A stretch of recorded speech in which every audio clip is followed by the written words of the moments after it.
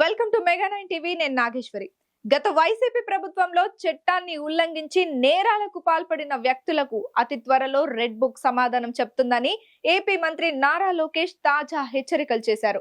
Red book గురించి తాను గతంలోనే చెప్పానని, చట్టాన్ని ఉల్లంఘించి ప్రజల్ని ఇబ్బందులు పెట్టిన వారిపై ఇప్పటికే పలు చర్యలు తీసుకుంటున్నట్లు లోకేష్ గుర్తు చేశారు. రెడ్ బుక్ ఆపరేషన్ ను కూడా చట్టాల పరిధిలోనే చేస్తామన్నారు. దీంతో ఇప్పుడు పరదాల పాలన లేదని, భద్రతను కూడా తగ్గించుకుంటున్నామని లోకేష్ తెలిపారు. ప్రజలందరూ ఒక ఎష్యూర్డ్ గవర్నమెంట్ ఫ్యూచర్ లో గడిచిన కాలంలో జరిగినటువంటి ప్రభుత్వాలు భవిష్యత్తులో చూడడం అనేటువంటి కాన్ఫిడెన్స్ క్రియేట్ చేసింది. ఆ రెడ్ బుక్ మీదే వాళ్ళ నారా లోకేష్ గారు ఫోకస్ ఉందా? అసలు దానికి ఎట్లాంటి విధానాలు ఉన్నాయి? రెడ్ బుక్ లో నేను రెడ్ బుక్ గురించి ప్రతి పబ్లిక్ మీటింగ్ లో మాట్లాడా. పాదయాత్ర దాదాపు 90 పబ్లిక్ మీటింగ్స్ పెట్టుకున్నా.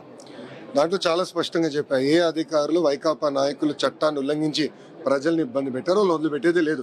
వాళ్ళు ఎక్కడ వదిలిపెట్టా? నేను ఆల్రెడీ పనులు చేస్తున్నాను. యాక్షన్ జరిగింది. చాలా మంది పోస్టింగ్లు రాలా, కొంతమంది మీద కేసులు కూడా పడినాయి. తొందరలో సస్పెండ్ కాబోతున్నారు. యాక్షన్ జరుగుతుంది, బట్ న్యాయబద్ధంగా చేస్తాం. వాళ్ళలాగా హడావుడిగా దొంగ కేసులు బంద్ చేయించి పట్టుకెళ్ళాం. మేము సిస్టమేటిక్గా వెళ్తాం. Will take it as part of court of లాలో మేము పద్ధతి ప్రకారం చేస్తాం. అంతేగాని అడ్డగోలుగా నేను చేయను. అది క్లారిటీ. ఇప్పుడు మేము ఎవరం పరదాలు కట్టుకుని రావట్లా. గౌరవ ముఖ్యమంత్రి గారు వస్తే చెట్లు, వైజాగ్లో చెట్లు ఎవరు నరకట్లా. మీరు గమనించండి, గత ముఖ్యమంత్రి గారు వచ్చినప్పుడు అప్పుడున్న భద్రత సిబ్బందికి ఇప్పుడు చంద్రబాబు నాయుడు గారు వచ్చినప్పుడు ఎలా ఉంది భద్రత?